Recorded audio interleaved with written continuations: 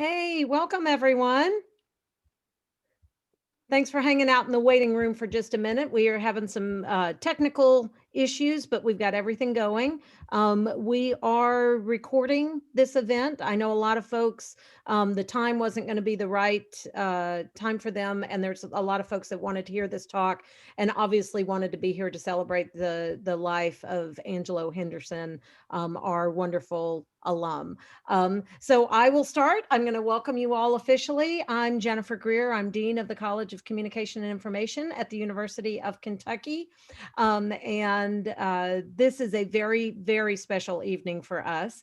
We are launching officially with this event, the Angelo B. Henderson Lecture Series and Scholarship in the School of Journalism and Media in our college. This was a labor of love for Felicia Henderson, who you'll meet in just a minute, to get this all started, to make sure that Angelo's name would be not only remembered for generations to come, but also making a difference in the lives of our students. With that, I would like to introduce you all and announce officially the first ever recipient of the Angelo B. Henderson Scholarship, and that is Tessa McLam. If we could highlight Tessa. Tessa, congratulations on this. I'd like to read just a little bit about what you wrote in your application for the Angelo B. Henderson Scholarship. Um, Tessa wrote that her goal is to be the voice for people that look like her, and to represent all little boys and little girls who look like me by showing them, no matter where they come from or what they look like, they can be successful, whether that's done on screen telling stories or becoming the next president. Anything can be done. With my major, Tessa writes, I'm determined to be that face and that voice on screen and in the papers, inspiring others to chase their dreams, to be proud of who they are and know that they are valued and never minimized by the restrictions that society tries to place on them. So Tessa, congratulations on the scholarship. Would you like to say something very quickly? Thank you so much. I just want to thank you, Felicia, for creating this scholarship, and his memory will definitely be honored. And I'm just really, really, really thankful and grateful to be the first recipient. And for all the students out there, I know we have several students joining us tonight. There is a link to Scholarship Universe. Tessa got this scholarship for the spring 2021 semester, but this scholarship also will be available for the 21-22 academic year. And we also have a ton of other scholarships in the School of Journalism and Media and in the College of Communication and Information that you may apply for. So the link is right in the chat. Tracy Hutchinson just put that in the chat.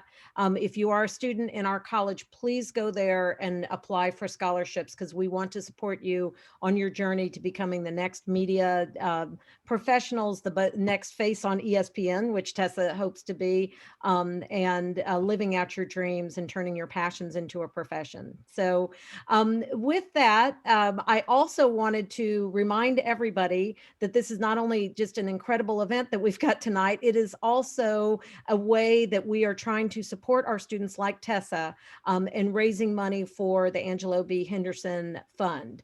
And again, that supports the lecture series that we will have tonight, and it also supports a student scholarship every year.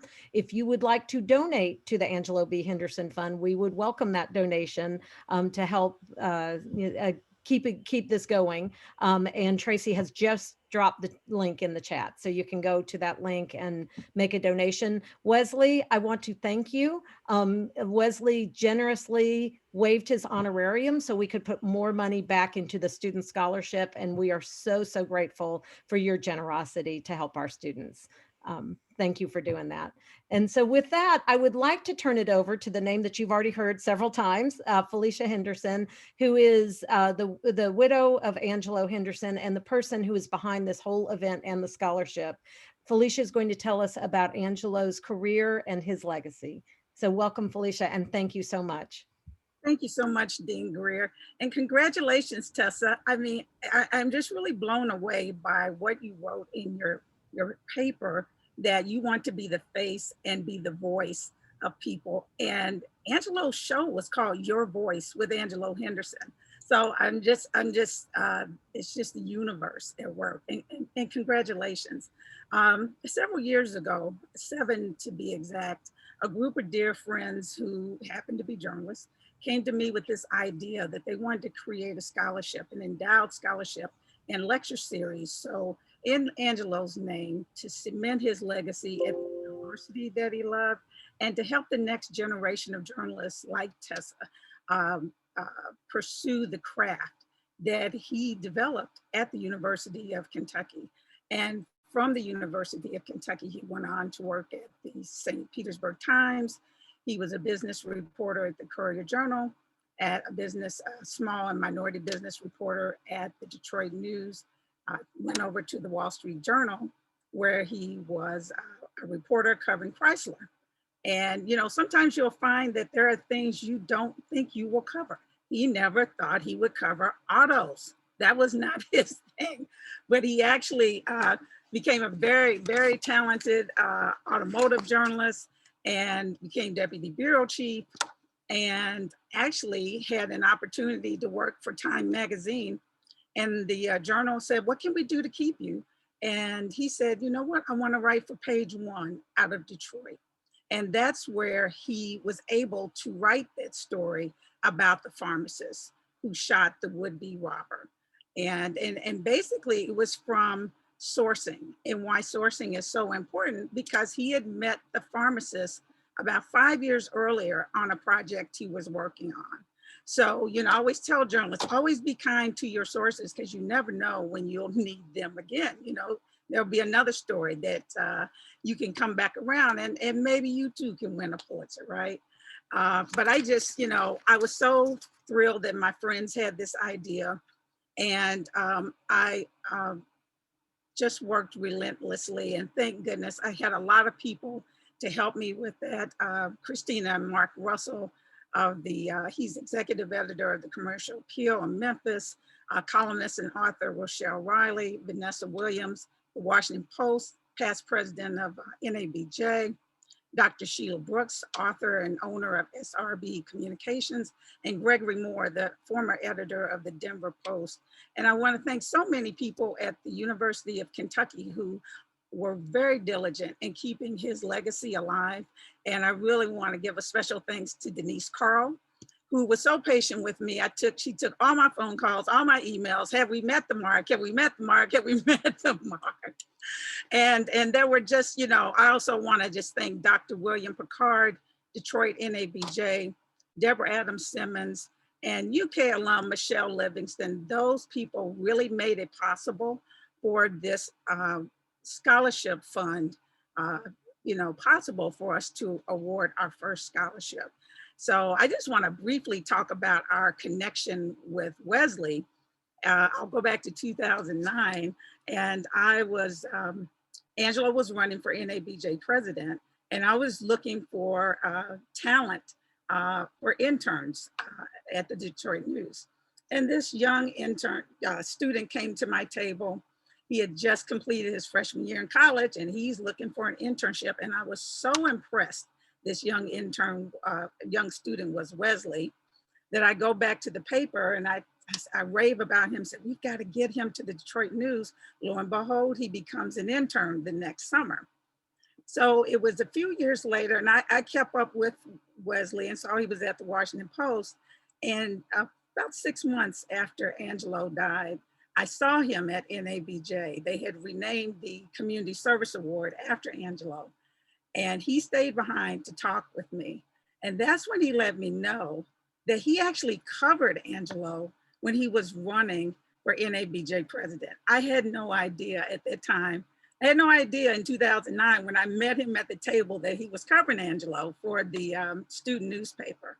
And the other thing that just really captured my heart was his mentor had told him about the Pulitzer story, and he told me how he kept it on his desk, and it was a source of inspiration for him. So I've never forgotten that. And there's been other times when Wesley and I have been together where there's been an honor for Angelo.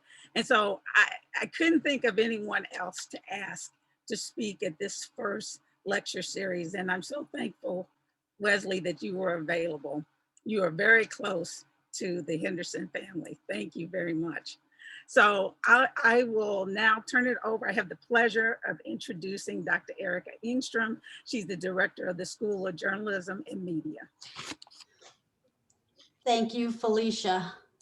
And it's such a great honor, and we're just so happy to have you with us here this evening.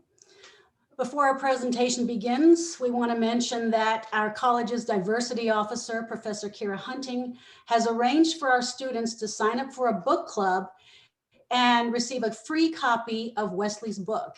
There is a link in the chat for our students to do so. So students, check out the chat and sign up for our book club. Thank you, Professor Hunting, and thank you to the college and school staff who helped to organize this event. Chris Larmore, who is our Zoom master, Catherine Hayden, Tracy Hutchison, and John Cruz. So here's how the rest of the evening will proceed. Following our speaker's presentation, we'll have a little time for a short question and answer. If you have a question for our speaker, please put that in the chat. And now it is my honor to introduce the first speaker in the Angelo B. Henderson Lecture Series, who will be speaking about covering social justice in the era of social media. Wesley Lowery is a nationally renowned journalist and book author specializing in the coverage of diversity, race, crime, urban, and political issues. Now with CBS News, he was previously at the Washington Post, where his work on the Fatal Force Project on police shootings helped the Post win the Pulitzer Prize for national reporting in 2016. He previously reported for the Boston Globe and Los Angeles Times. His work has appeared in the New York Times, the Wall Street Journal, the Detroit News, the Atlantic, and GQ. His award-winning book, They Can't Kill Us All, Ferguson, Baltimore, and a New Era in America's Racial Justice Movement, was published in 2016 when he was just 26. Among his many awards, the National Association of Black Journalists named him Emerging Journalist of the Year in 2014. He is a graduate of Ohio University. Let's give him a warm Kentucky welcome. Welcome, Mr. Wesley Lowery. Thank you. Thank you so much. I really appreciate it.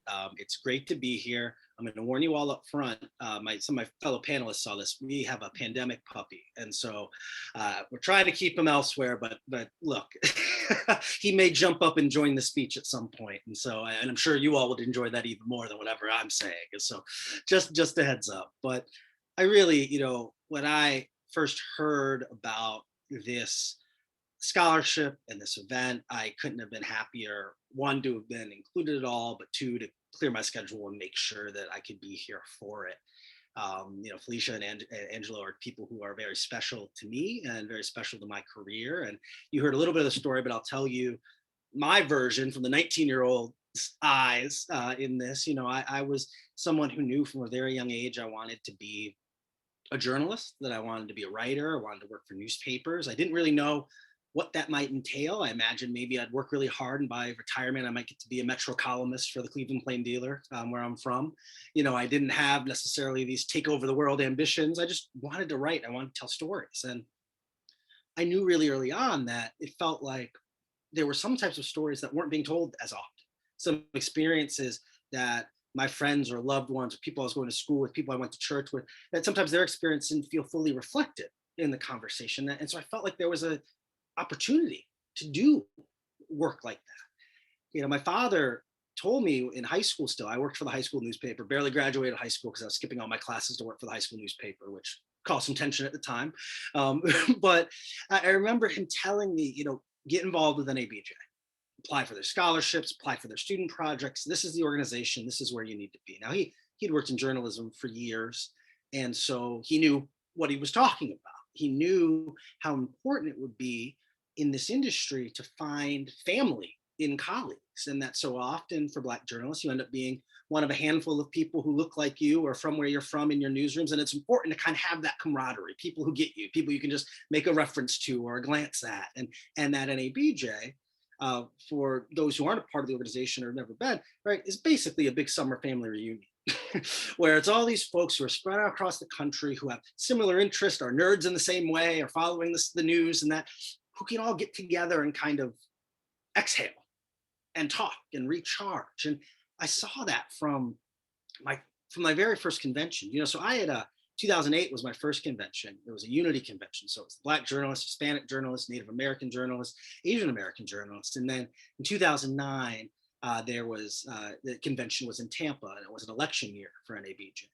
And I was part of what they call the student projects, which is during the convention, there's a newspaper that comes out every day, and there's a television broadcast that plays in all the hotel rooms. Now there's a full operating website, and there are podcasts. I mean, and that's fully staffed by students who the organization pays to come out to the convention, and then sets up a newsroom full of professional volunteers, mentors, right? And so it was really a remarkable opportunity to be 18, 19 years old, having professional editors from these places I dreamed of one day working, editing my pieces and directing me and doing this type of work. And so that year I got on the elections team, and it was my job to help cover the NABJ election.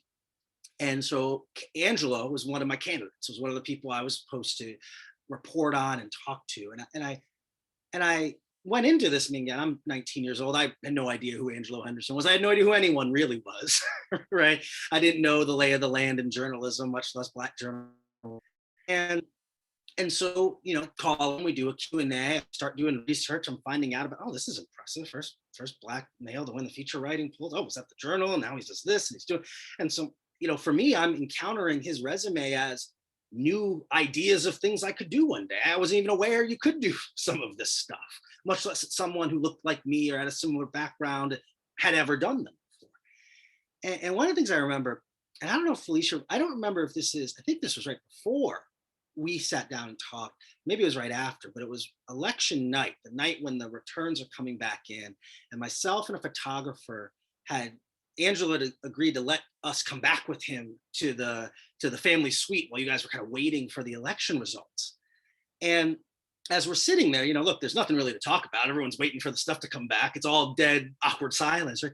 And Angelo started talking to us about, myself and Gerard Henderson, who's a photographer, who we're still friends. We came up in the student project, started talking to us about his kind of NABJ story when he started coming to the conventions, about how him and Felicia had met, and your son was around, and we're in many ways proselytizing to us about the importance of this organization, about the work that could come of it, and I'm sitting here as an 18-year-old going, well, I'm coming every year for the rest of forever. This is what I'm doing. Like, how could anything? And I just remember that, and it really made an impression on me. Not just that moment, but then also any other number of moments, as someone who was fortunate enough to get involved in an organization like this, young. So many elder statesmen in the industry, people whose names and bylines and broadcasts I've looked up to, who at some moment have pulled me aside and told a story or provided encouragement, or even just remembered my name. Oh yeah, we met you last night at the party. You're the one from OU, right? Well, good job. Get back to the college paper. And even just that idea that there was camaraderie and there was family within the industry this way, in those moments of discouragement, of imposter syndrome, of not knowing if you can really do it, are moments you can kind of go back to, and knowing very often that those folks are a Facebook message away or a text away. They're there as a support system, even when you don't lean on it, just knowing. And so Angelo played such a role for me. And I remember, I've got connections in Detroit. My mother was from Detroit, so I always kind of had a soft spot for what was going on. So it's following. And I just remember following Andrew's Facebook pages and all the work he was doing. And he's at this event, and this is happening. We're raising money for this, and it struck me how he used his platforms and his various jobs to serve the same communities that he had tried to serve in his journalism, and that I hope to serve in my journalism. And that was really important to me, because that's why I was trying to get into this, and this is what I wanted to do. I'll also say, like I said, I don't know that I had ever, Angelo was certainly the first Pulitzer Prize winner I'd ever met. And I don't know that I knew Black people had won the Pulitzer Prize before that. I mean, at this point, I've read Isabel Wilkerson, and I myself have a Pulitzer Prize behind me, and have other friends and colleagues, right? But at the time, I believe really strongly that it's very hard sometimes to see things that, or to aspire to things that you can't see. And so even just expanding my universe in this way. Oh, well, this guy I know won a feature writing Pulitzer, and then getting I think I read it for the first time. I ended up interning at the Wall Street Journal a year or two later. And I would note, I don't know that I would have even thought about such a thing had I not interacted with people like this. And when I went to the Journal, one of my mentors, Corey Dade, who knew Angelo, had worked in Detroit as well, he said, "You got to read the piece. You got to read the piece that he won it for. Go." And so I remember looking it up. It was on Angelo's website. It was on the Pulitzer website, and printing out this story about this pharmacy and about these shootings and about the complication. And what I loved about it, because I was never someone who saw myself as a writer or aspired to be a writer. Even I was never poetic or theatrical. But I could report. I knew I could report, so that was going to be my thing. And I remember reading this piece and thinking about how it did so much of the things that I hoped to be able to do in journalism. It took the type of story we see in the news all the time, a shooting and then another one, and concerns about crime and business owners who are worried about it. And it included context. It wasn't just what one person had to say about it or a kind of flash in the pan sensational. It included context, it included weight, included gravity, but it also included the human complications. It really got to the real people. I won't ruin how the story ends but you get to this point where even the person who's kind of the ostensible villain of the story, you get to the end and you're reminded again of their humanity, who they were, that they represented a family, that all these stories aren't cut and dry, good guys and bad guys. And I just thought, if I can ever do journalism that gets to that, I could be happy in this career and in this space. And that's a story I still go back and periodically read. I keep, every time I'm moving desks, changing jobs, I'm always fine. Oh, that's my printout. There it is, right? And so sometimes it's on the desk, sometimes it's buried under other stuff. But it's one of those things that you're refreshed to refind every few months or once a year or however often. And so I say all that to say I couldn't be more honored to be here and in any way associated with honoring the memory of a giant of journalism like Angelo Henderson. It's something, the type of person whose shoulders I stand on, and the type of people, when you think, what do you want your own legacy to be? You think, well, can I live up to that? Can I match a person like that? Can I do work like that for my industry and also for my community, for my country? I want to talk a little bit about some of my career, where it went off from there, if only because, for the students on the call, I like to think I'm not too many years older than you all, although I'm getting there, and have been able to do reporting on topics and issues that I know a lot of you really care about, that are really important. And there are a lot of important questions in our industry about how we cover these issues, what our role as journalists is, how social media has changed this conversation, how we agitate for better or fairer coverage, which has been a fight, by the way, that decades of Black journalists have been engaged in very actively to make sure communities are covered fairly and comprehensively. Millennials certainly didn't invent that idea. And so, and again, what's so interesting to me is thinking back about how in those moments in the hotel room with Angelo, or reading that piece, I had a real clarity, even if I couldn't articulate it then, that was some of the type of work I wanted to do, even as I was taking steps in some ways to pursue different types of work. I got out of college in 2012 and I was convinced I wanted to be a political reporter. It just seemed sexy, right? I knew all of these, I was following on Twitter all the reporters who'd covered the Obama campaign, and they're tweeting from Iowa, they're at the caucuses, and they're in New Hampshire. And I'm like, that's the job, right? I want to. And so I had, in fact, set up a lot of my career with the goal of covering 2016. I was getting out of college in 2012. I was able to weasel my way into a little bit of coverage at the end of 2012, but I was still the new guy at the Boston Globe and the LA Times. And I thought, all right, I can cover some local campaigns, maybe get into Congress. By 2016, I'll be positioned to be that guy out there in the field. Because of course, right, the race to replace the first Black president was going to be this high-minded battle of ideals, and not maybe isn't quite what happened in 2016, but I had this vision in my head. And so I started with an internship at the year after I interned at the Wall Street Journal. I interned at the Boston Globe. Then I took a fellowship out at the LA Times, was there for 6 months. And the Boston Globe called me back and said, come take a job covering local politics. You'll have a desk in City Hall. And we've got a mayor's race coming up. Then we've got a governor's race coming up. You'll get to cover politics. And guess what? We're real close to New Hampshire. You show up and do a good job, we'll send you up there for the primary. So I'm like, this is the dream job. Now I took that job not knowing, one of the reasons, another reason I took it, by the way, was I ended up sitting in the same desk, but the same phone extension as my mentor, Corey Dade had. He had taken that job probably a decade or two earlier, and that speaks to the phones that we still had. But it was this sense of that I had seen people do these jobs and I was able to say, I want to be like that. I want to do that. I just thought that was so important. I take this job in Boston, and there was no way to know that 1 month into my time in Boston would be the Boston Marathon bombings, which was an all hands on deck, every reporter involved on the ground. Our city had been attacked, and Boston is a city where the Globe really is a strong local institution. People pick it up every day to figure out what's going on. If the Globe says something, it matters. And in those moments, in that week between the bombings and when they caught the final suspects, people were turning to the Globe every single day to piece together what was happening in the city. And to see that in my first month and be able to contribute to some of that really changed some of my perspective about the role and what we were doing. Month or two after that, we get a Senate race, because as it turns out, John Kerry is appointed to become the Secretary of State, and suddenly we've got the only Senate race in the country for that month. And I'm one of the local politics guys, so now I get to cover a Senate race. And then not long after that, Mayor Tom Menino, who was considered the mayor for life in Boston, had been there for 20 years, announces, I'm retiring. And there's a wide open mayoral race, 13 candidates. And I get to be on the trail in the car with the candidates every single day, getting to know this city, but also getting to cover politics the way I always thought I did.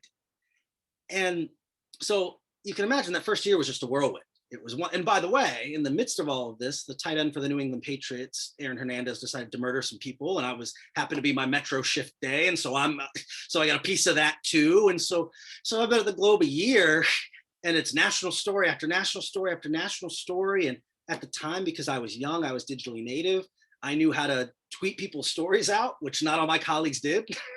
And so for some of our colleagues across the country, it was almost if the Boston Globe hadn't reported it unless I was the one who tweeted it out, because no one else knew how to post. And so I was getting this kind of outsized stature, even sometimes on stories where I was reporter 10 of 10, but I'd post the link and so people would see it, and was able to grow some following, grow some reputation. So I get a call the day after the mayor's race in Boston that asked from the Washington Post. I'd met with them at the NABJ convention that prior summer. And they said, you're doing good work in Boston. What's going on? And would you ever want to talk? And I said, look, I'm in the car with the candidates every day on this mayor's race. I'm living, breathing it. I barely could get away for this convention. I can't even think about anything, having any conversation, casual or otherwise, till after the mayor's race. And so sure enough, at 9 a.m. the day after the mayor's race, I get a call from the Washington Post. Hey, so the race ended last night, right? And we started having a conversation, and ultimately I agreed to come down in early 2014 to cover Congress. And this was in a lot of ways the dream. I was going to be a national political reporter at the Washington Post. I was going to cover national politics. If I did my job well enough, didn't plagiarize anyone or get in trouble, I was going to go on the campaign trail for the Washington Post in a year when that kicked up. And so I set off to cover Congress. Now, it's so fascinating. One of my colleagues at the Globe told me before I left, he said, you're going to love covering Congress because the thing about it is you go to work in a museum every day. You're walking around Capitol Hill. That painting isn't just hallway painting. The French sent us that in 18 whatever as part of this, you're experiencing American history up close. And I love that. It took me a while to figure out how Congress worked, or if it worked, or exactly what was going on. And I showed up in, I had one suit that I had to wear every day and was sleeping on an air mattress for a bit, but I was really working to try to figure that out. And also working in those moments to think, how do I cover this differently? When everyone else was focused on what the Tea Party is doing, how do I cover whether or not the Voting Rights Act is going to be renewed? How do I cover what's happening with long-term unemployment insurance, right? Knowing that even in a beat like that, there were still ways that my own experiences or my own background, the people who are in my Facebook feed compared to the people in someone else's, how that could inform the coverage that I could help provide. I think that's really important. We talk about this, and Black journalists talk about it all the time, but I think it's important in every context, right? That we are all windows into the communities and the worlds we live into. And so it's really important that our newsrooms have all types of different people, because I don't know what's happening in your world and you don't necessarily know what's happening in mine. And hopefully the newspaper knows what's happening in all of them. And we get to 2014, later in 2014, I had been in Michigan again. This was the primaries of 2014 for the midterm elections. There was a Senate race going on. So I'm a congressional reporter. I'm on the ground with these candidates on the trail. And I remember opening my phone and seeing all these posts from another Black journalist I knew named Brittany Noble. We had done NABJ student programming as well. She had gone home to her hometown of St. Louis to be a local reporter. And she was on the scene of a police shooting. And crowds were gathering, people were upset. The mother of the man who'd been killed showed up and was sobbing, and I just remember watching this play out, and I'm retweeting her and reposting her. And you guys want to see what's happening in this Ferguson place? Follow my friend Brittany, she's on the scene. And I remember just watching this play out and going, there's something here, there's something here. And one thing that served me well throughout my career has been, I think one of the best things about a journalist is curiosity, and that when a big story is happening, you gotta wanna be in that story. It's not, oh, that person's gonna cover it. No, what's my angle? How do I get it? How do I tell it? What's something that other people are missing? So I get back from Michigan and I walk over to one of my colleagues who handled the Washington Post Maine kind of national news, blah. And I said, hey, are you doing anything on this Ferguson thing? What's the deal there? He's like, we're writing it up, but I don't got a lot of help on it. And I said, well, look, let me call the congressional delegation of Missouri. Maybe they know what's going on. Well, I know the NAACP folks because I covered the voting rights stuff. And so let me call them. Maybe they have some information. And because I had butt my nose in something that had nothing to do with me, an editor was walking past and said, hey, you guys talking about the Missouri thing? Wes, any chance you could get on an airplane today and go? Now, I'll be honest, I didn't even really want to go. I just gotten back from Michigan. I had cut the trip a little too close. I think I'd landed either late the night before or early that morning and came straight into the office. One of those early 20s trips where you stop to see friends on the way back, and Monday's a meetings day anyway, so I can be a little tired. But I also knew when a good story is staring you in the eye and you're receiving the opportunity, you say yes. And so I said, sure. And I grabbed the same overnight bag that I already had.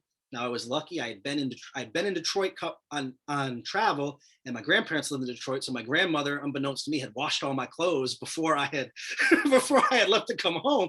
So I'm thinking I'm leaving with a bag of dirty clothes, but I've actually got like freshly pressed shirts. I'm like, oh, that's great, right? Stains that have been there for years aren't in there anymore because grandmothers are just a different breed. And so I get to Ferguson, and the first place I go is the first press conference being held by Michael Brown's family.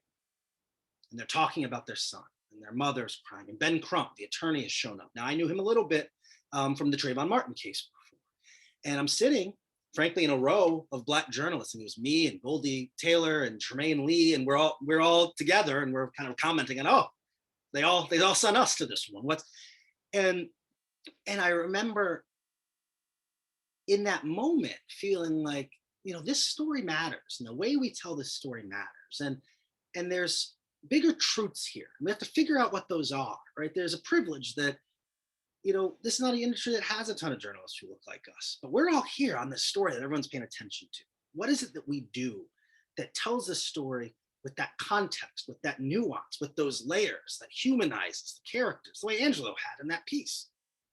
And I went to Ferguson thinking I'd be there about 3 days. Got sent on a Monday, probably stay till Thursday, fill my notebook, write a weekender for the newspaper. So this is like the feature dispatch from the place. And I ended up staying there more or less for 3 months. I was the last national journalist to leave. I didn't leave till December. Ended up covering the daily machinations, but any number of feature stories, investigative pieces from there, and then went on to cover this idea, this growing movement, and in the debate about policing and justice. I used to say, I think I was going for 3 days and ended up covering it for 3 years. Then it went on to be 4 or 5 years, so my line doesn't work anymore. But this ended up changing and altering my career drastically. At the end of 2014, my editors came to me and they said, look, you've been all over this Ferguson story, you've been working on this stuff, you clearly care about it or passionate about it. But when we hired you, we promised you could go on the campaign trail if you did a good job. Well, you've done a good job.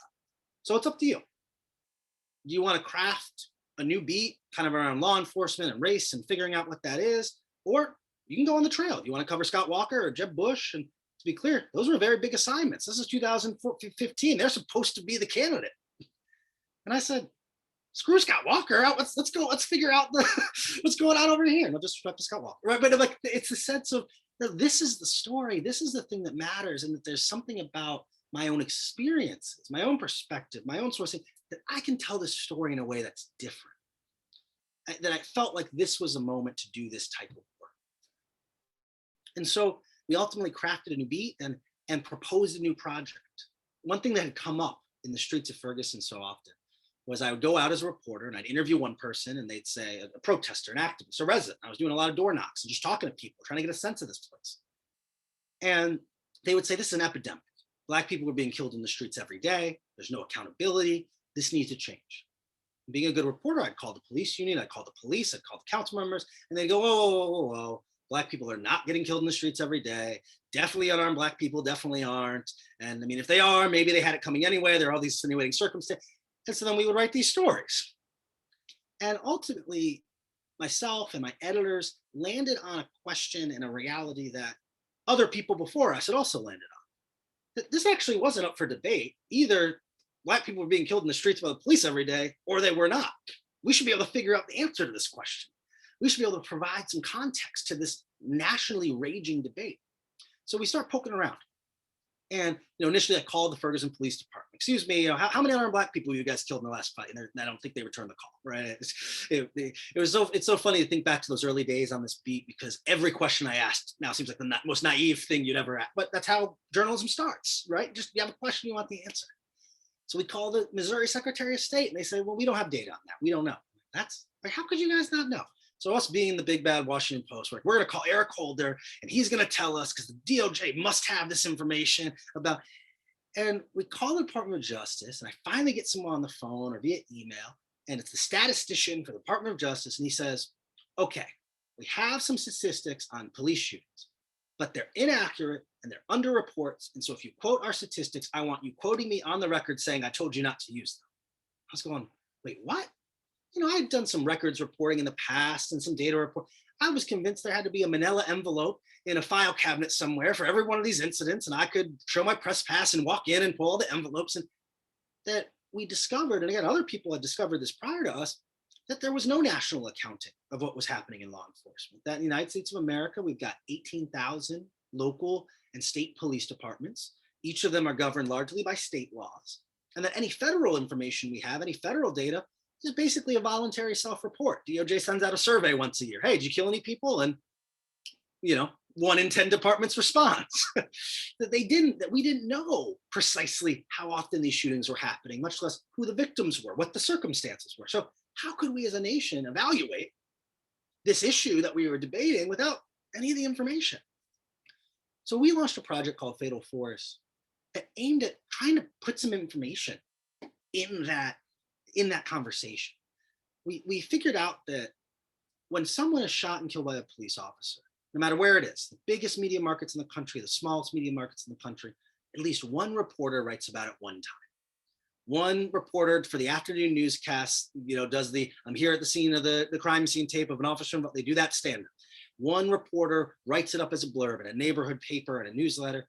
And so we figured out that we could essentially set up this increasingly complicated set of Google alerts, and we could find out every time a police shooting happened. And then we could go back and call the department. Hey, we heard there was a shooting yesterday. What additional information can you? And so we started just this basically Google Doc, Excel spreadsheet. What's every police shooting we can find happening in real time? How often are they happening? Who are the victims? What do we, and I will say we were initially really struck by how many shootings were happening. Or at least my editors were. I'm not positive that I was. I think I was purely at this point convinced that there's something here. And editors wisely are, a little skeptical. Are we sure? Is this really going to show that? And we're seeing all of these shootings, all these different circumstances. This is seemingly happening every day in all these different places. If you remember that DOJ information that they told us not to use, according to the federal data, there had never been more than 463 fatal shootings by police officers in the history of the United States since they've been keeping the data. Now, again, they told us this was not right. They knew it was an undercount, but That was the benchmark number, 463.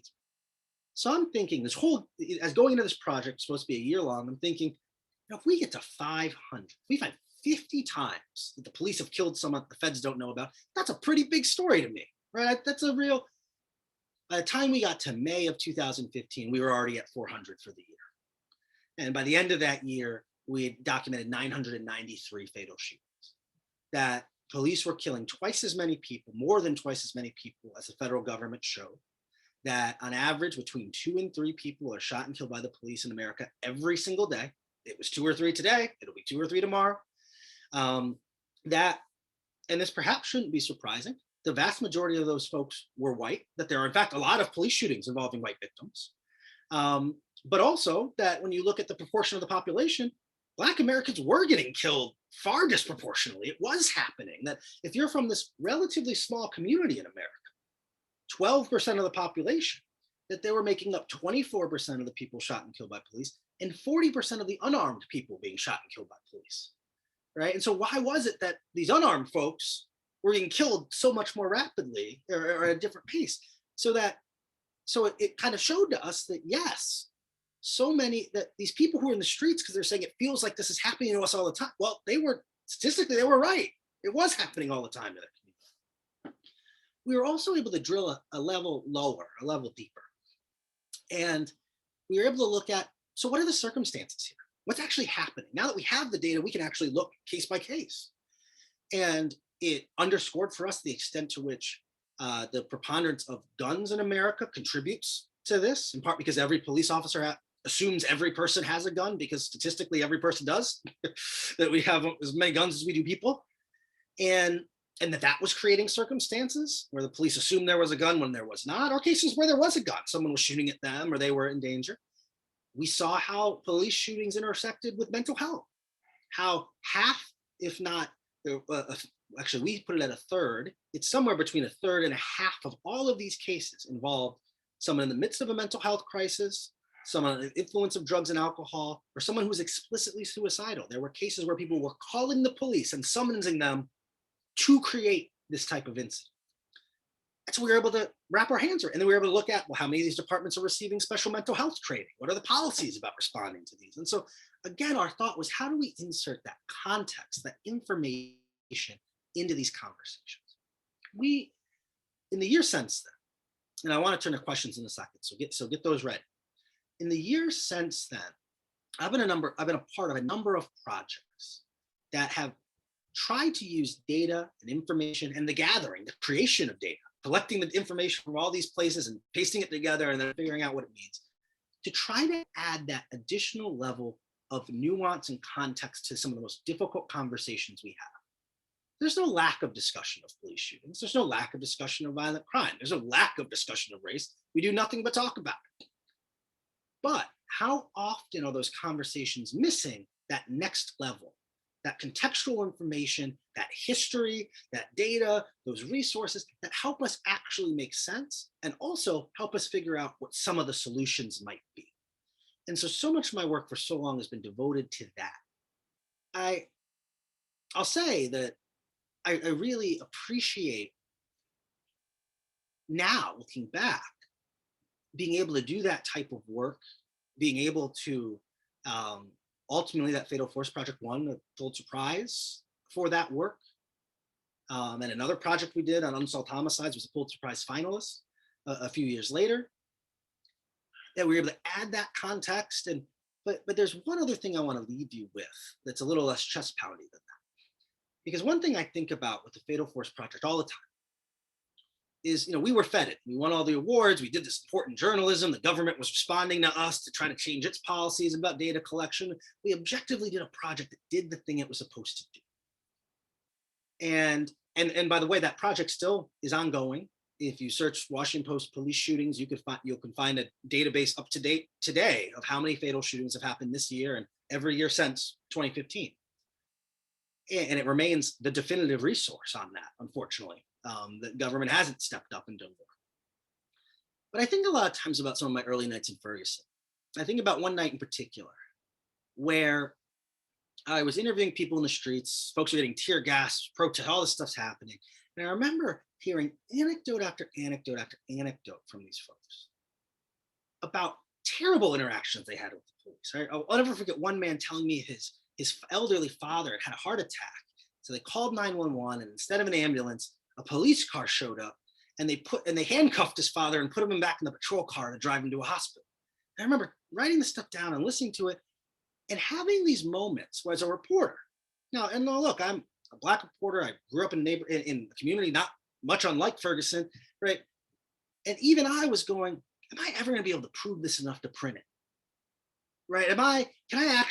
Is this usable? This seems half a step too far. Maybe it's not true. How would I? And later on, the Department of Justice released a report about the policing in Ferguson in St. Louis County, Missouri. And it concluded that, hey guys, what we found was these residents here, these Black residents, face all types of insane policing. The cops are letting the dogs loose on kids playing in the park. They're showing up at people's houses and tasing children. And I remember reading that report and thinking about all of those stories, all those anecdotes that were still in my notebook that never made it in the Washington Post, that even I had trouble believing the firsthand accounts that people were telling. And I think that that's a really important lesson for us. I think in this moment where we have more access to more different types of people than we've ever had before, where people who've traditionally been left out of journalistic processes now have a seat at the table, or can at least from outside the table throw rocks at us and go, hey, pay attention. I think it's as important than ever that just because someone's experience might be different than us, just because it might sound to our brain, oh, that cannot really be true. Maybe this is hyperbole. It's so important to us that as a journalist, our minds are open enough to do the investigation, that when someone's telling us this truth, when they're trying to give us the story, that we don't block our own blessing because we just can't believe this could be true. That we did projects that ultimately validated and affirmed the experiences of so many of these people. They were telling us about their experiences with police, and ultimately we were able to do work that showed that. But we could have been doing that work a whole lot sooner had we been half a step more trusting, half a step less skeptical of the people who are trying to tell us those stories. And so I think that's extremely important as we head out into the world, we cover different stories, we cover different communities, that we're really listening, and that our comprehension of what could or could not be true isn't limited by our own experience, but is something where we're really willing to listen to these stories. There's a turn of phrase, that sometimes journalists we like to use, we're going to be the voice for the voiceless. And I remember an activist pushed back on me once when I used that talk. He said, there aren't any voiceless people, but there are unheard people. The communities have been trying to tell us their stories forever. And the question for us is, are we going to hear them? And so in closing, I just want to say again, I'm so honored to be here. I'm so honored to continue sharing and honor the legacy of Angelo Henderson and the work he did and the pathway he blazed for Black journalists and for all journalists who care about their communities, who want to do work that betters those communities, and who want to tell stories that aren't just the flashy headlines, but that get to that context, that get to that human component to help us better understand the world we want to live in. And so thank you guys again for listening to me talk. And I'm really happy to answer any and all questions and be helpful in any way that I can. Thank you so much, Wesley. All right, we do have a question in the chat. So everyone here, we've got 74 people here. So student journalists, start asking your questions in the chat. And we have one about the data that the Fatal Force Project has been gathering. Started 2014, 2015, several years ago, another president ago, but very little has changed by way of policy at that time. But now it seems like it feels different, the question asker asks, but they can't put their finger on it. What's different now in telling this story? Will real change come? So I think a few things are different.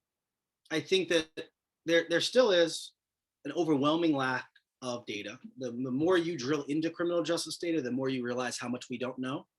We don't know exactly how many people were murdered in the United States last year. We literally don't know.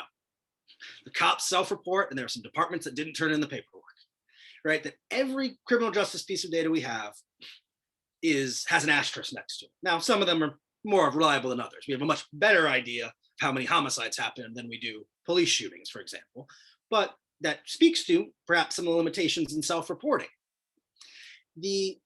But what I will say is the moment in Ferguson and the movement that's grown after that has fundamentally altered a lot of this conversation, has driven it to the forefront of our politics in ways that are different, has prompted some significant changes in local jurisdictions across the country and at a federal level.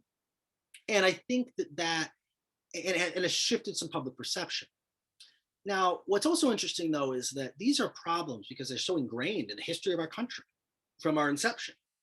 These are not easy fixed problems. Well, we passed this bill and it's all fine. And what I would also note is we do also sometimes romanticize history in a way that none of these problems were easy fixes. The Voting Rights Act did not, in fact, fix all voter disenfranchisement. But sometimes we tell us the story. Well, then they marched and they went across the bridge after the bad stuff happened to John Lewis, and then all the black people could vote and everything was great. Well, that's not quite what happened, right? And I think it's important for us as we try to analyze what's happening in our moment to remember the messiness and complications and unfinished work of similar moments.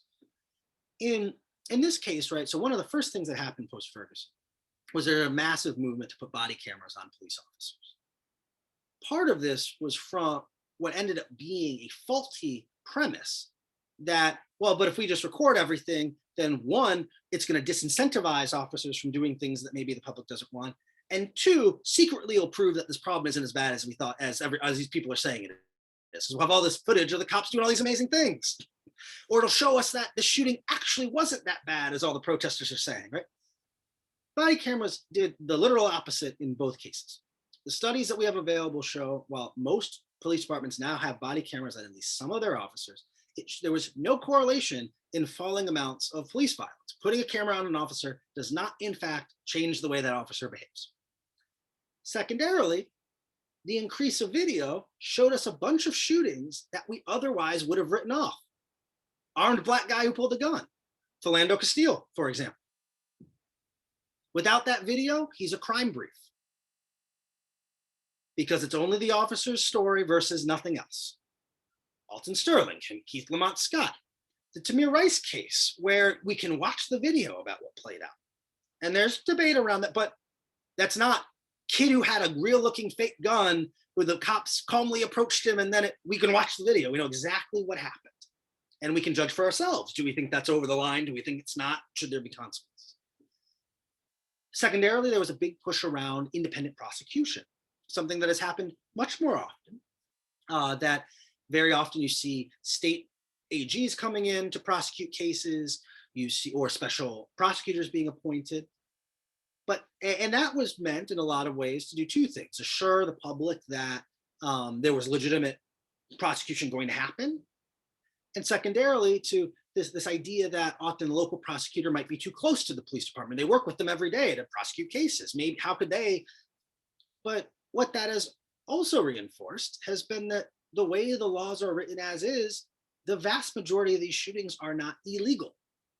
That charges cannot be filed. That even in the worst, what seemed like the worst cases to the public, the prosecutors go, well, we agree they shouldn't have shot that guy, but we can't charge him with a crime for it. It spoke to this gulf between what the public's expectation and standard is of what is okay or should be okay, and what the law actually makes criminal or illegal or something that can prompt a punishment. I think there's still a lot of ongoing conversation about this, but I think the main thing that has actually tangibly changed has been the perception of this question in the public. This last summer after George Floyd was killed was the first poll ever taken, to my knowledge, in which a majority of white Americans believed that systemic racism was a problem in criminal justice. That even white Americans in 2004 thought Eric Gardner shouldn't be dead, or Michael Brown shouldn't be dead, or Tamir Rice shouldn't be dead, who in 2005 thought Freddie Gray shouldn't be dead, in 2006 thought Philando Castile shouldn't be dead. And most of those respondents in these polls, I'm not stereotyping any group, but the majority of white respondents didn't think, were not convinced this was some type of systemic issue. There are just some bad cops we got to deal with, or there's a bad policy somewhere, or there's the George Floyd, Breonna Taylor, Ahmaud Arbery summer changed that, at least for a moment, in terms of what the perception was, that now white Americans, in addition to Black Americans who had always said this and always believed it fully, a majority of white Americans now said, oh, maybe these are some really big problems that need really big solutions. That I do think now, again, some of that polling slid back a little bit once we got out of that exact moment, but that movement within the populace is something that I do think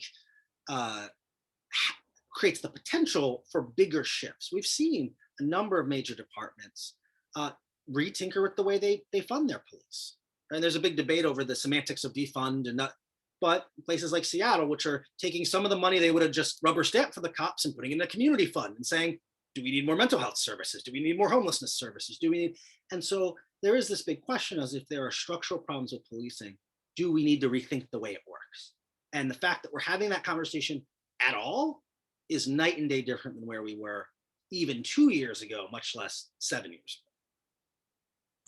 ago. Okay, well, we've had several questions about the Breonna Taylor case. And if you can speak to that coverage, familiar with that coverage, and how you think that case was covered, and do you think that basically the way that the police were investigated is typical? I think the way the police were investigated was typical. That nothing about, but unfortunately, as someone who has an relative expertise in these stories, nothing happened in terms of what played out that I didn't expect to happen. It worked the way the system works, which is that even when you bring in the state attorney general to do the independent investigation, they take it before a grand jury and they don't bring charges. That is the typical outcome of one of these cases, no matter the details of the case. No matter how sympathetic Breonna was, no matter how much she hadn't committed a crime, no matter how seemingly reckless at least one of those officers' behaviors were in terms of shooting through the wall, it was unsurprising to me that there were not more serious charges brought in that case, even as there were some. The Breonna Taylor case, I think, was really interesting because it underscores, I think, a lot of the frustration Black Americans have and have had, and also underscores the way this system works. Right, that we often understand and give a benefit of the doubt to the law enforcement system, to police officers. Well, if they're serving a warrant, they must be in the right place. There must be a reason for them to be here. This must be well, we saw in the Breonna Taylor case that wasn't true at all. In fact, there were times and places within the warrant process where officers had lied about their information to get the warrant, to then end up at the wrong house, and that we saw all these breakdowns. And by the way, it's very unlikely those officers end up facing getting in big trouble for those little things, right? I know if I get in trouble at work, they're not just going to be mad about the last part. If I broke all the rules leading up to it, I'm probably also going to get in trouble for all those things. That is not always what happens when we're talking about public servants and law enforcement, right? That the HR of law enforcement is often lacking. I think speaking to why that case was such a moment, I think it's so important, is that it speaks to the idea that Black Americans have been saying for so long, since emancipation, that as a Black American, you can be minding your own business, going about your life, and end up dead. And then everyone's going to explain how it was really your fault. Well, you shouldn't have been dating this guy. Why didn't you answer the door quicker? It's midnight and you're at home.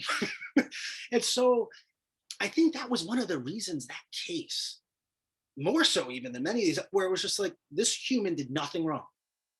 And therefore, she could have been anyone.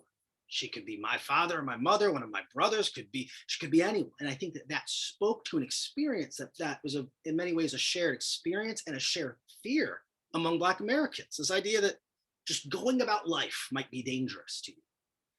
And so I will also say, I think the Louisville Courier-Journal did an amazing job on their coverage. I'm someone who consumes a lot of the local media coverage of the national story on these cases. And there are times where you look at the local paper and they're killing it. And there are other times you look at the local paper and you're like, oh, this is a mess. This is a problem. I thought they did really, really good journalism that I was just proud to consume, to see, you want, as someone who covers these beats, people sometimes think we're all hyper competitive. And it's certainly true that I want to get good stories and do them and want my story to be better than yours. But also, because I care about these things I cover, because I take them seriously, I want all the journalists doing the best work. I want the local paper knocking out of the park on this story and asking tough questions and getting the documents and uncovering things. I want one thing about the kind of Ferguson press corps as we think of ourselves, but it became this set of national correspondents who would see each other at all the worst things in the world. See each other at Ferguson, then we'd see each other in Baltimore, then we get dinner in Charleston, and then we would, and that was every 2-3 months. It's Yamiche and Abby and Matt Pierce from the Times and John from the Guardian, and we had like a group text. I mean, it was that level of, we were a press corps on this beat. And one thing I've always said is, I believe in a mosaic theory of journalism, that one reporter isn't going to get all that my friends at the Times get this part of it so that I can go focus on this other part of it. And then so-and-so gets the big tip, and that all of that journalism together helps us understand the whole story. I want, on any story I cover, I want all the best reporters in the nation also covering it.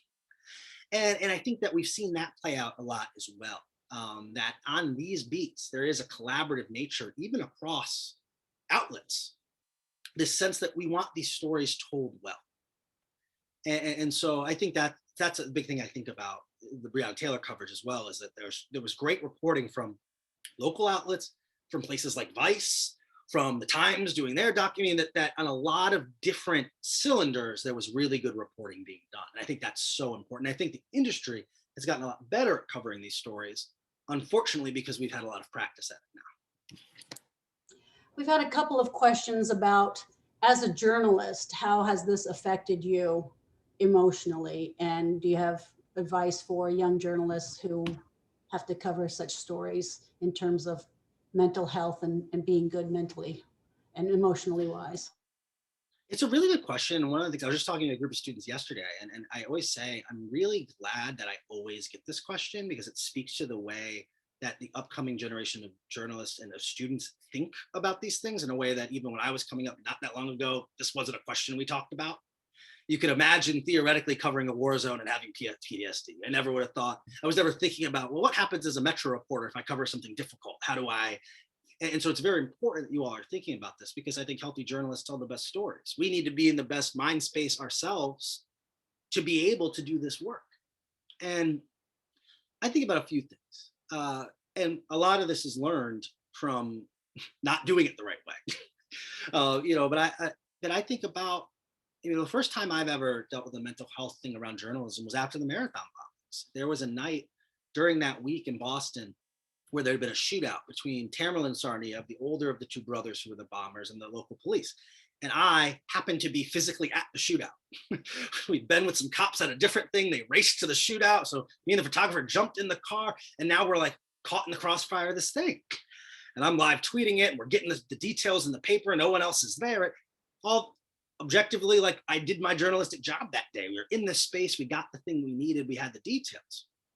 And I find myself a week or two later pacing the grocery store with nothing in my cart.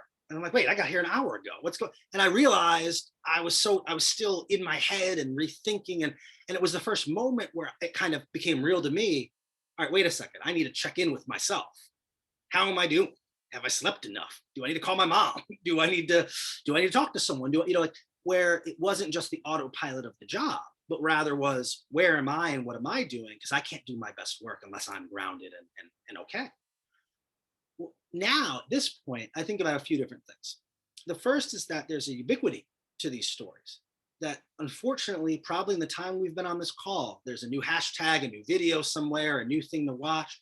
And so I have become really disciplined about, if I'm not writing about it, I don't sit all day watching videos. I have put a lot of time in. I know what these interactions look like. I've watched many a video and listened to many 911 call, and that I don't need to take myself to that traumatic place just to feel as if I witnessed this additional one, because I have to do enough of that for my job. I need a moment to step back. And so I often try to disconnect.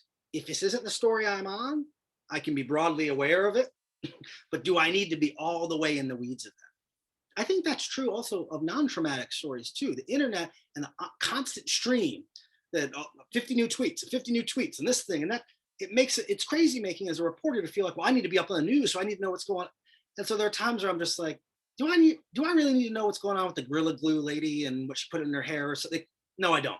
Sorry, like I missed this one. It's okay. I don't need to spend an hour trying to figure. I'll get tomorrow's, right? And I use that example because I think that way about even the more viral funny stuff. Like, do I really need to know all of them?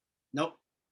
I'm gonna spend this 20 minutes watching a TV show, listening to my records, reading a book, like talking to my girlfriend who's mad that I work this much, right? Like, how do I make sure I have that balance in my life so that when I have to be on, when it's time to do the work, I'm fresh, I'm rested, I have clarity of mind. Because the other thing is, doing this type of work means dealing with and talking to a lot of people who themselves have just gone through trauma.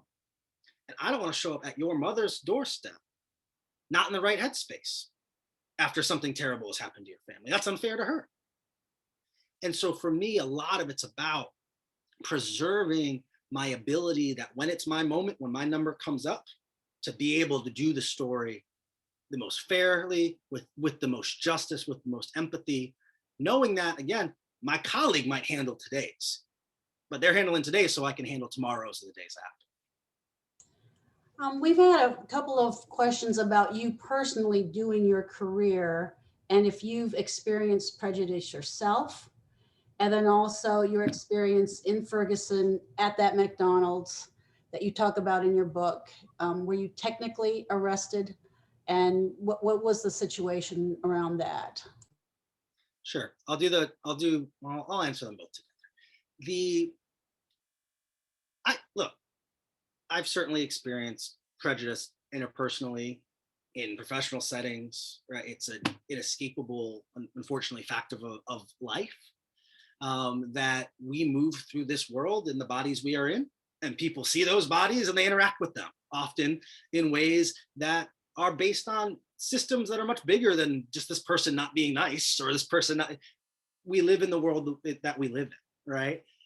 I do think, even taking it one step down from there, though, there's always a particular experience of being of any minority group in a work setting where these experiences aren't calibrated for you and your sensibilities.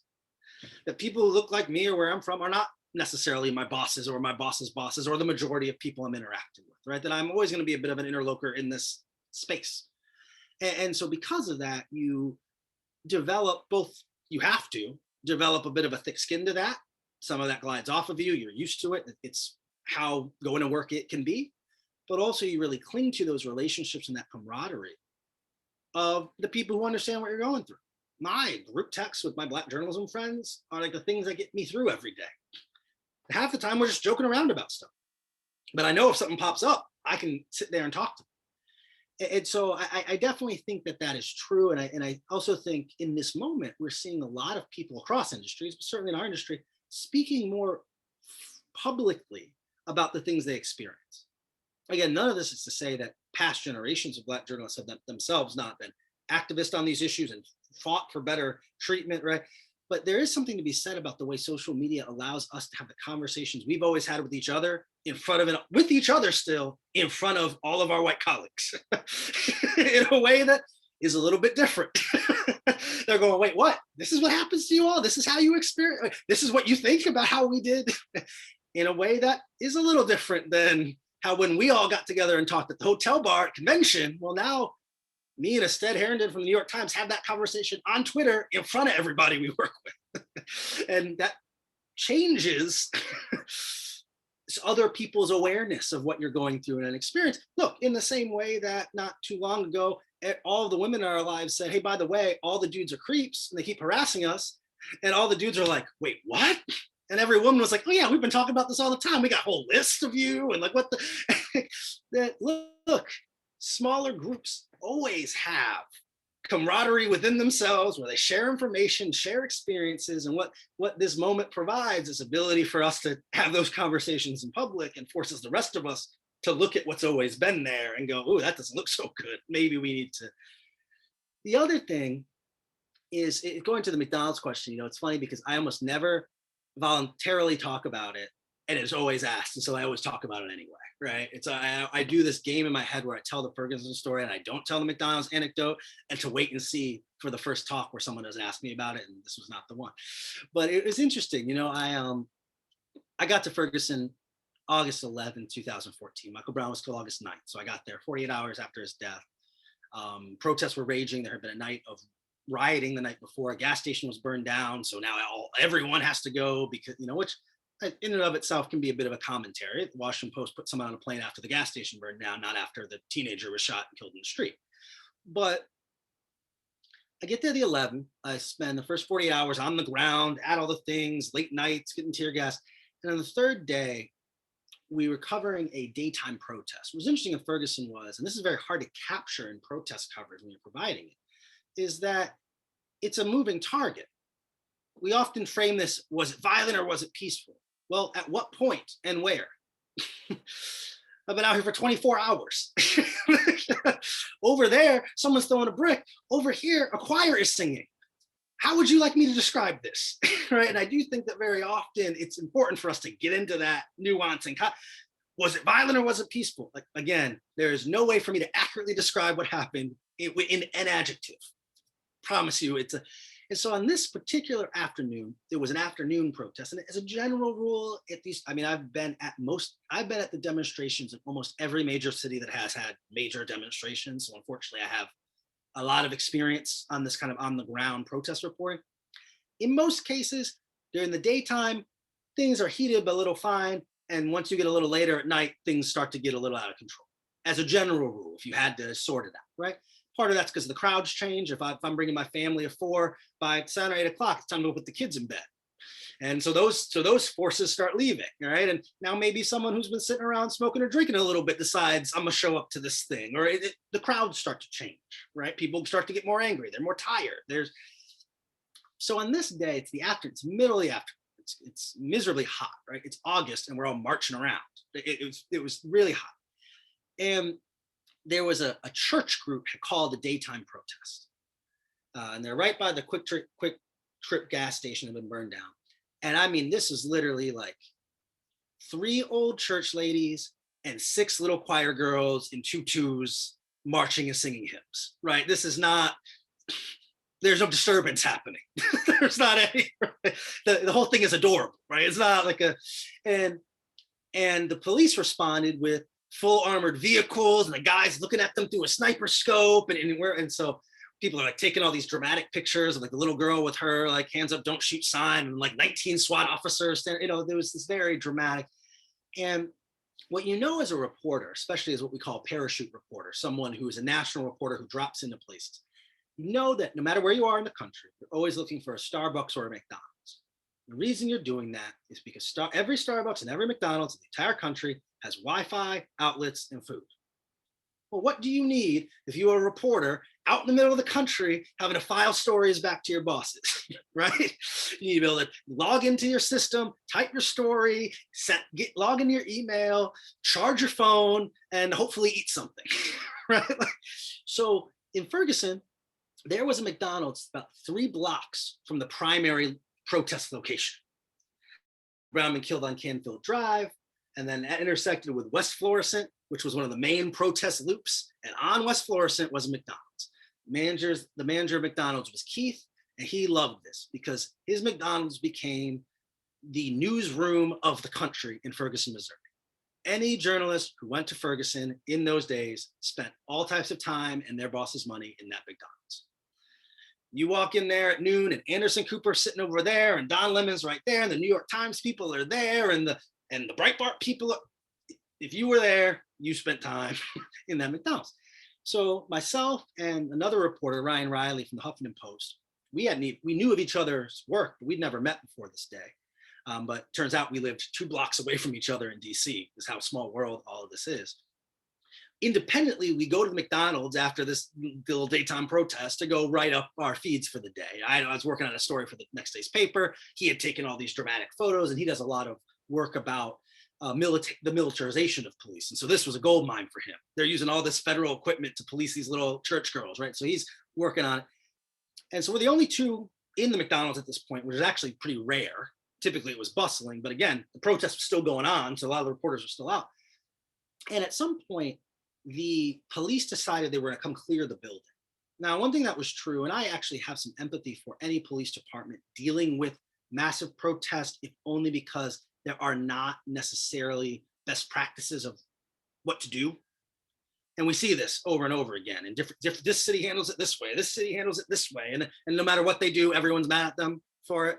Right. And so in Minneapolis, they let them burn down the police station and they're ready to run the mayor out. How could you do that? In these other cities, we got cops beating up old people to clear the streets, and everyone's like, how could you do that? And now, again, that's not saying that there are not humane ways this could happen. I'm just noting there's some tactical complications. No matter what decision you make, people are going to be mad. In Ferguson, they made a different tactical decision every single night. There were nights where the protesters owned the streets. There were nights where protesters could only be on the sidewalk. There were nights where only be in the streets. So it was a very confusing, if it was confusing for us in the media, I can't imagine what it was like for the people. On this night, they decided, because a lot of the violence was happening late at night, they were going to preemptively clear all of the businesses along the protest route under the logic that, well, when it gets dark, no one can get violent when it gets dark. Now, there's some questionable constitutionality of this, right? If you can just come into people's businesses and say, everyone's got to go home right now. But we'll set that aside. So at this moment, they come in, SWAT team comes in. All right, you guys got to get out of here. It's time to clear this McDonald's, X, Y, Z. And us being reporters, like, wait, are you guys saying we have to leave? Or are you saying you're suggesting we leave? Is there something going on outside? We just don't know. We're just trying to ask what's going on. And they were not too interested in talking to us or explaining anything, but they ultimately leave. They say, well, we warned you, if anything happens here, don't go calling 911 for us to come help you. And I'm like, all right, this was kind of rude, but whatever, fine. And they came back a few minutes later. Now they said, no, now you have to leave. We're not playing games now, everyone out. And so again, we had all of our stuff spread out. Ryan's uploading photos through it. I've got like 9 notebooks out searching for a certain quote. We're all plugged in. We got burger wrap, we're set up like a desk. And so we're packing and trying to figure stuff out. Like, hurry up, get out of it. I'm like, working on it. And so I asked the officer, I'm parked, my rental car is parked in the McDonald's parking lot. And I say, hey, am I gonna be able to move my car, or should I just walk and, what's going, because we don't know, maybe there's like an armed riot happening outside. What can I do? Well, we don't have time to answer these questions. Just get moving, all right. So for me, ultimately, I'll say, I tease Ryan about this now, I was the much more compliant of the two. Ryan was like waving press passes and people's, well, First Amendment says I can be, and I'm like, where would you like me to go, officer? Just let me pack my stuff up. Like, we're good. And so we start moving in this direction, and I'm walking towards the door. I have my stuff, and I'm walking. He's like, go out that door. And I turn to go to the door, and another officer pops up. Go out that door. And I look at both of them and go, so where do you guys want me to go? What do you want me to do? At which point they say, all right, screw it, let's just arrest him. And so they arrest me. A few minutes later, they arrest Ryan, who is still arguing about the First Amendment in the corner somewhere, right? And they arrest him and take us to Ferguson, take us to the jail cells in the basement of Ferguson Police, and all types of choice words are exchanged in the intermediary between all of us. And what ultimately happens is all of our reporter friends watch us get marched out in handcuffs. And because we'd all been on the ground for a few days, a good chunk of us had the Ferguson police chief's cell phone number. I just interviewed him on this. What I was typing up at that moment was a relatively sympathetic interview with the Ferguson police chief I had done earlier that day to feed in for this story. And so my friend and former colleague at the LA Times, Matt Pierce, calls the police chief and goes, did you guys just arrest Wesley Lowery and Ryan Riley of Huffington Post? And the police chief said, did we just do what? Hangs up, calls the jail and says, please get the reporters out of there. Meanwhile, this whole thing is like, people are tweeting about it. There's all this stuff. No one knows what's going on. So they let us out after a few hours. We're now pretty indignant. We want badge numbers, and we need a police. They gave us a made up police report number that doesn't actually correspond to a police report. They just made up a number, put it on a piece of paper. And then ultimately the Justice Department puts a statement out. The president gives a speech a few days later in which he explicitly says reporters shouldn't be arrested on the job. And so we're getting this weird, sub shout out from President Obama. And we thought it was all kind of dead. And then 1 year later, we're both in Ferguson for the anniversary of Ferguson coverage. And I get a call from my mom. And I'm still pretty young at this point. So the address on my license was my parents' home address. I didn't have a permanent address, and I'd only been in DC 6 months or something. She, in very mom, this letter says here you're charged with a crime from St. Louis. And I'm like, wait, what? And so they had waited. The statute of limitations was 1 year, and they charged us on the anniversary with trespassing in this McDonald's, even after having been publicly embarrassed and all the president's caught, they charged us with a crime for trespassing in this McDonald's where we were patrons. And ultimately it meant we had to go through this lengthy legal process where we threatened to sue them. And so then we have to negotiate, right? We won't sue you if you drop the charges. And it was all this, it was fortunate we worked for major corporations. Jeff Bezos is paying my legal bills. Verizon owned Huffington Post, so they're paying, but we were normal people. The amount of legal hours that were being spent on this silly nonsense years later, and it really, it was funny because I do think about that, right? One of the reasons I don't love talking about journalist arrest, or my own arrest. I actually do work with nonprofits for journalists who've been arrested, because unfortunately, when you go through it, you become an expert. People, when they get arrested, protests, call me and say, what do I do? And I go, well, have you done this yet? Have you called this lawyer? But I do think there's something to be said for us not becoming the story. But to the extent to which I think that this story is instructive, is that if the Ferguson police and the St. Louis County police were going to treat two pretty boy reporters with press passes around their chest this way, how might they treat the average poor resident of Ferguson, Missouri? That the extent to which the press is receiving a certain treatment should be an indicator of how skeptical you should be of how these people might treat people less powerful than us. And so I think about that a lot. Ryan at one point, and then I'll shut up on this one because I know we're coming on time, but Ryan at one point, after we got charged, because this was like Ryan's awakening, right? He was like, this is it. He's like a civil rights activist, crusading journal. I'm doing all this. Ryan had discovered racism and did not like it. And like, this was going to be his thing. And so he had filed every complaint. He called every manager. He had filed and I mean, like, they dropped it. Obama gave us a shout out. I'm good. I don't need to. And Ryan's like, I want an IA investigation, and I want the Citizens Review Board to come. He's filing all this paperwork. And which helped us, by the way, at the end, once they filed the charges. So we had all this, we forced them to keep all the evidence. They had to write reports now. They would have just swept it on the rug. As it turns out, McDonald's corporate mandates that there are cameras in every McDonald's. And so we were able to get a full panoramic view that showed that everything we said happened is what happened. But at one point when we got charged, Ryan says to me, he says, all right, so what if, as like a first person piece or a thing, we went to our first court date just with like no lawyers, as if we were just like normal citizens and we didn't have all this. And I said, Ryan, I am a Black man. They will have me under the jail. Every friend of mine who took one law school class is coming to me if we got to go to court, right? There's a 0% chance I'm walking into this courtroom to face criminal charges without every lawyer I know. What are you talking? But it just spoke to, I think about that all the time though. I think I literally said to him on the phone, I was like, Ryan, it's the whitest thing you've ever said to me. Like, what are you talking about? Like no. But it spoke to this, but again, it does underscore the extent to which so much of this story, to the extent that it matters, is if these like relatively privileged people are experiencing this way, we have to ask real questions about how people with significantly less privilege are experiencing it and what that experience must be like for them. That we had everything in our corner in terms of working the system and making it work out. But the other person arrested for trespassing that day, under the exact same circumstances perhaps, where are they today? What's their life like? And I think that's really important. Well, you know what? We are out of time, Wesley Lowery, and we appreciate you being here.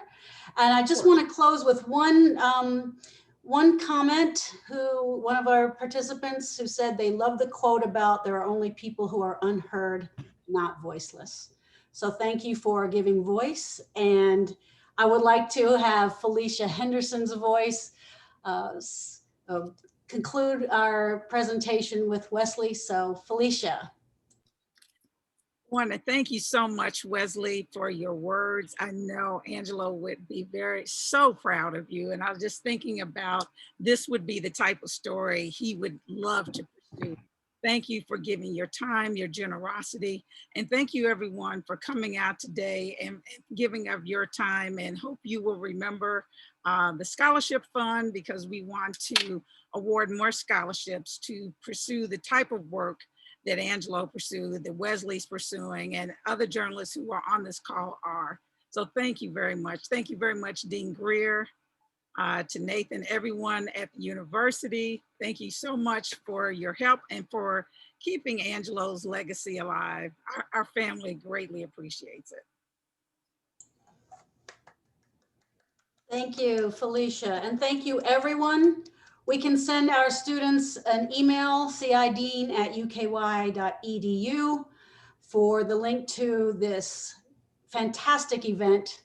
And we thank everyone who's been here. Thank you, Wesley Lowery. Thank you, Felicia Henderson. Thank you, Dean Jennifer Greer. Everyone have a great evening. Stay safe. And we'll see you for our next Angelo B. Henderson Lecture Series next year.